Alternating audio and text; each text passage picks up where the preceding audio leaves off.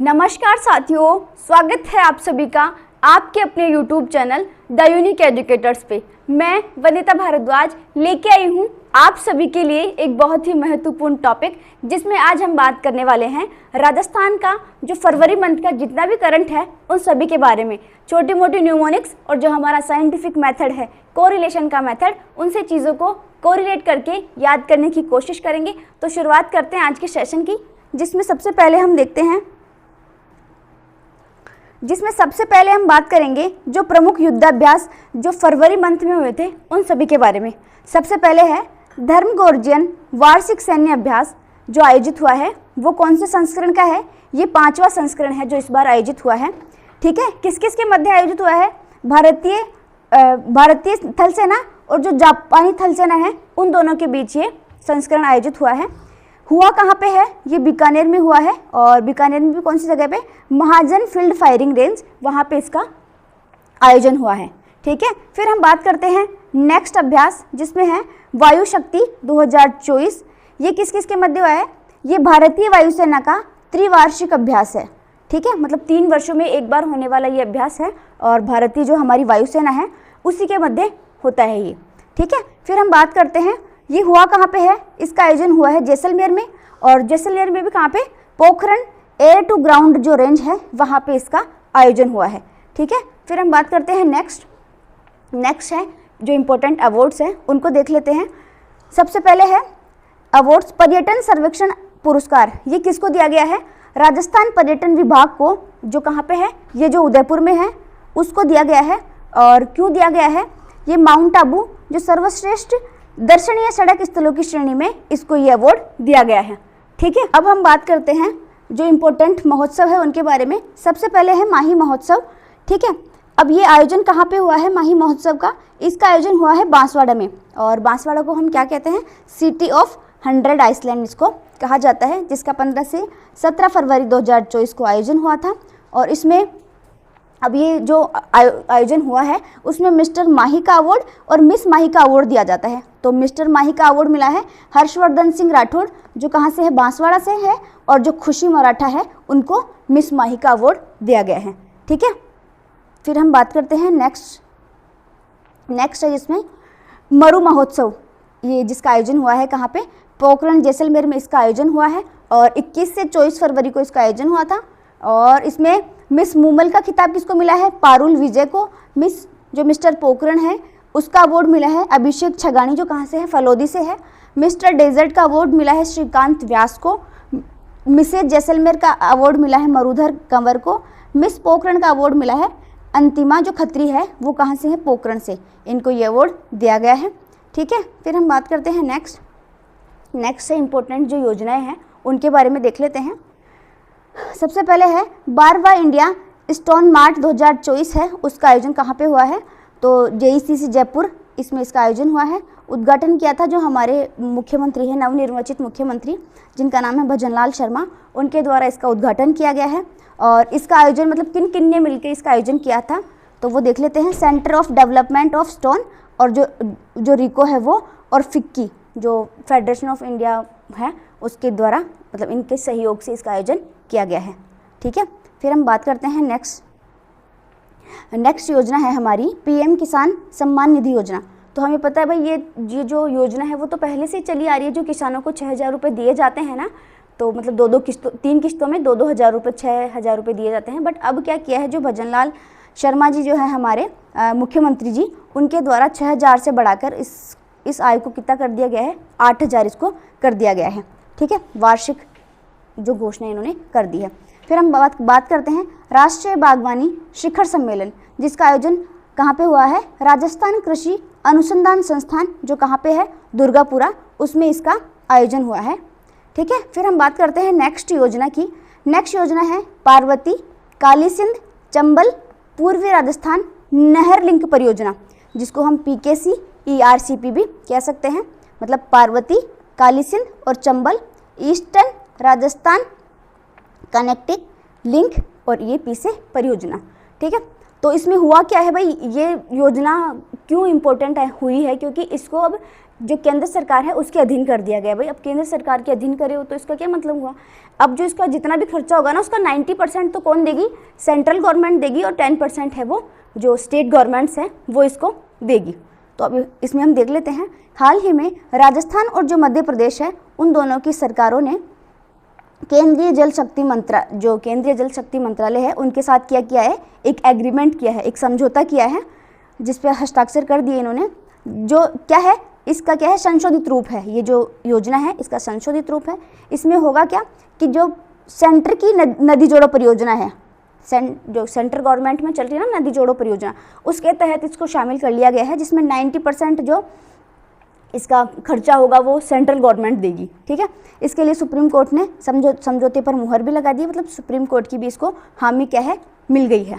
ठीक है, और क्या होगा इसमें, जो एमपी और जो राजस्थान है उसके 5.60 लाख हेक्टेयर जो इसका क्षेत्र है उसमें क्या होगी, सिंचाई अच्छे से हो पाएगी। और इस परियोजना से क्या होगा, इस परियोजना के तहत पूर्वी राजस्थान इसके 13 जिले और मध्य प्रदेश है उसके मालवा और चंबल क्षेत्र के 13 जिले, इसमें क्या होगा, मतलब ये औद्योगिक उपयोग के लिए भी काम ले सकेंगे, मतलब 13 जिले इसमें यूज़फुल, मतलब पानी के लिए यूज़फुल होगा। ठीक है, फिर हम बात करते हैं नेक्स्ट, फिर है राजस्थान को क्या लाभ होगा, क्योंकि अपन को ज़्यादा ज़रूरी ये है ना कि भाई अपन राजस्थान की चीज़ें पढ़ रहे हैं तो ऑब्वियस सी बात है हमें राजस्थान की चीज़ें पता होनी चाहिए।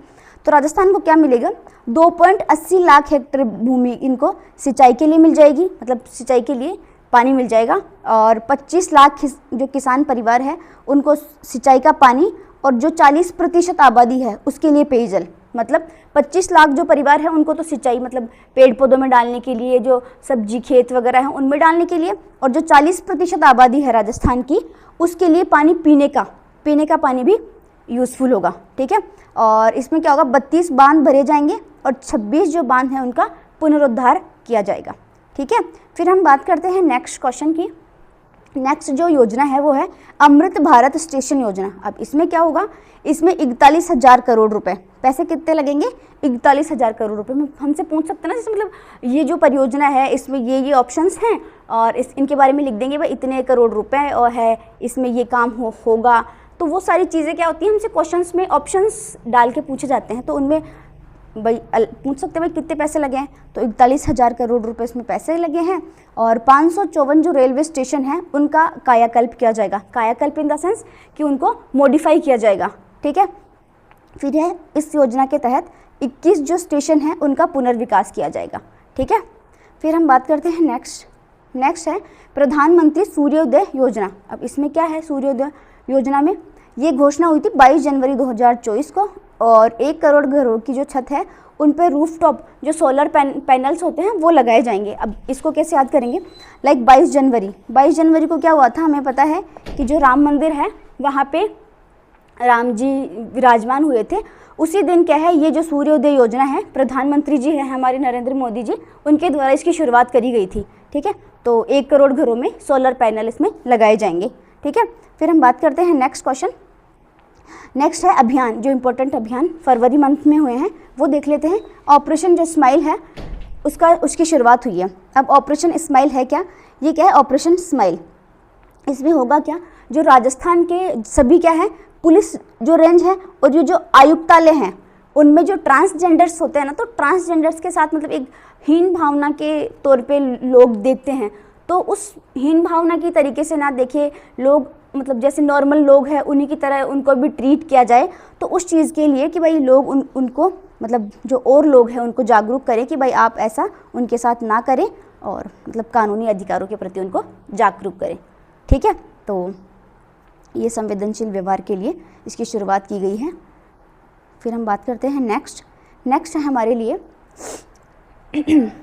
बाउंस ऑफ जॉय कार्यक्रम। अब इसकी शुरुआत क्यों करी गई है, इसकी शुरुआत करी गई है जो स्कूल शिक्षा विभाग है हमारे, और उसके साथ शासन सचिव अभी वर्तमान में कौन है, जो नवीन जैन जी है हमारे, वो क्या है अभी जो स्कूल विभाग है उसके सचिव है। ठीक है, शुरुआत क्यों करी गई है, खेल कूद को बढ़ावा देने के लिए।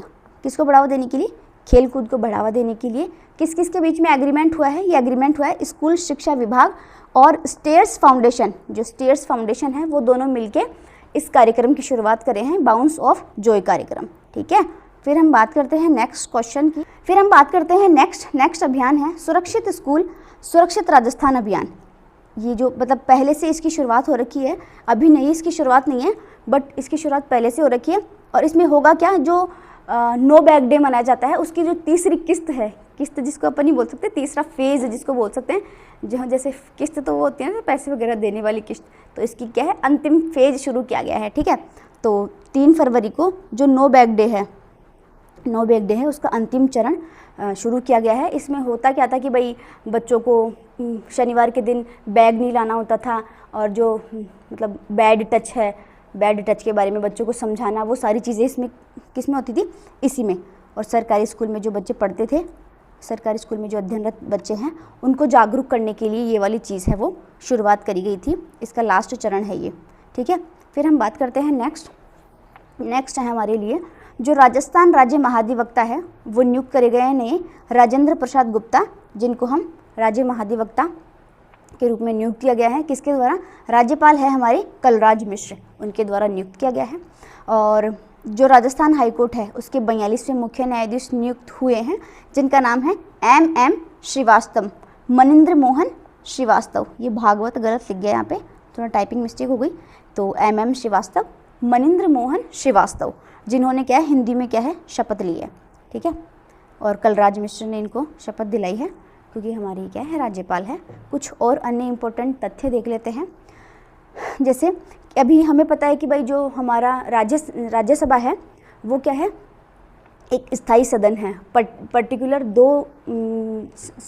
2 साल होने के बाद में 1/3 जो विधायक है, ये इसमें से क्या होते हैं, 1/3 जो चुने हुए वो होते हैं, उनको रिटायर्ड किया जाता है। तो अभी जो रिटायर्ड हुए हैं तो उनके लिए सीटें भरी गई हैं। तो 2024 का वह है जिसमें 3 सीटें फिलअप हुई है, जिसमें 2 सीटें तो भाजपा की है और 1 सीट क्या है कांग्रेस की। कांग्रेस पे है हमारी जो सोनिया गांधी जी हैं वो, और 2 कौन है, चुन्नी लाल गरासिया जी और मदन राठौड़। मतलब इम्पोर्टेंट तो ये है ना कि सोनिया गांधी जी इतनी बड़ी वो हैं, तो इनको नियुक्त किया गया है, तो वो बड़ी बात है। तो इनको याद रखना आई थिंक ज़्यादा बेटर रहेगा अपने लिए, और वैसे भी दोनों को याद रख लेना।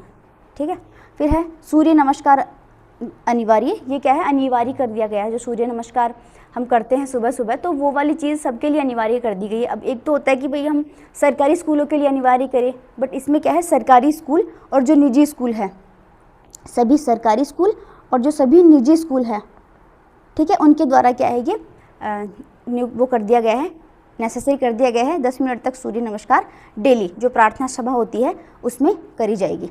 ठीक है, फिर हम बात करते हैं सौर ऊर्जा संयंत्र, जिसमें क्या होगा कि जो प्रधानमंत्री जी हैं हमारे नरेंद्र मोदी जी, उन्होंने राजस्थान के बरसिंहसर, राजस्थान का एक शहर है, शहर इन द सेंस जगह है बरसिंहसर, जिसमें NLC Neyveli lignite corporation limited India limited, जिसको NLC इंडिया लिमिटेड कहते हैं, इसकी फुल फॉर्म है ये, कि 300 मेगावाट की जो सौर ऊर्जा परियोजना है उसकी आधारशिला यहाँ पे रखी गई है। हमारे लिए क्यों इम्पोर्टेंट है, एक तो प्रधानमंत्री जी ने शुरू करी है, और एक हमारे राजस्थान में बरसिंहसर की जगह है, बरसिंहसर जगह है, वहाँ पे इसको इसकी शुरुआत की गई है। दैट्स वाई ये हमारे लिए इम्पोर्टेंट है। इस सौर ऊर्जा परियोजना को सितंबर 2024 में चालू किया जाना है, और यह परियोजना राजनीतिक रूप से मौजूदा बरसिंहसर थर्मल पावर स्टेशन, जो बरसिंहसर थर्मल पावर स्टेशन है, उसके नज़दीक ही इसको शुरू किया गया है। ठीक है, फिर हम बात करते हैं किसान साथी पोर्टल, जिसमें ये किसान साथी पोर्टल है क्या, जो किसान लोग हैं, किसान भाई हैं हमारे, वो क्या है अपनी जितनी भी प्रॉब्लम्स हैं वो इस पोर्टल पे अपनी शिकायत रख दिया करते थे। ठीक है, तो इसमें अब क्या कृषि करने में आसानी रहे उनके लिए ये खिड़की मंच के रूप में कार्य करता है, और इस पोर्टल को 2021 में लॉन्च कर दिया गया था, बट स्टिल अब ये काम करना चालू कर रहा है। ठीक है, फिर हम बात करते हैं दुनिया का पहला ओम आकार वाला शिव मंदिर, जिसकी स्थापना हुई है या जिसका उद्घाटन हुआ है पाली के जार्डन में, और ओम के आकार का दुनिया का पहला और एकमात्र शिव मंदिर बनाया गया है। ठीक है, पाली में है, दैट्स वाई ये इम्पोर्टेंट है। फिर हम बात करते हैं संयुक्त अरब अमीरात, इसका पहला हिंदू मंदिर जो UAE है उसका पहला हिंदू मंदिर बनाया गया है, और ये राजस्थान का जो मकराना गांव है वहाँ के कारीगरों के द्वारा ये अबू धाबी में पहला हिंदू मंदिर है उसका निर्माण करा गया है। और मंदिर का निर्माण BAPC स्वामीनारायण जो संस्था है उसके द्वारा, और जो दुबई अबू धाबी शेख जायद राजमार्ग पर इसका मतलब निर्माण किया गया है। अल रहबा के पास अब्बू मुरिखा इसमें यहाँ पे किया गया है। ठीक है, आई जस्ट होप साथियों आपको ये वीडियो अच्छा लगा होगा। अगर आपको ये वीडियो अच्छा लगा हो तो जितना हो सके अपने दोस्तों के साथ शेयर कीजिए। मिलते हैं किसी नए वीडियो में ऐसे ही इंटरेस्टिंग वीडियोस के साथ। Till then subscribe the channel. Thank you so much.